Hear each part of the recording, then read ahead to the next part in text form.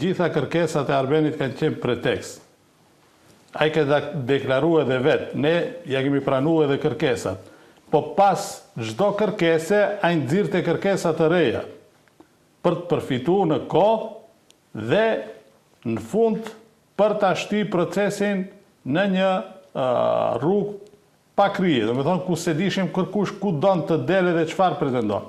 Edhe ai e ka pranuar se ne i kemi dhënë favore në ndarjen e komunave.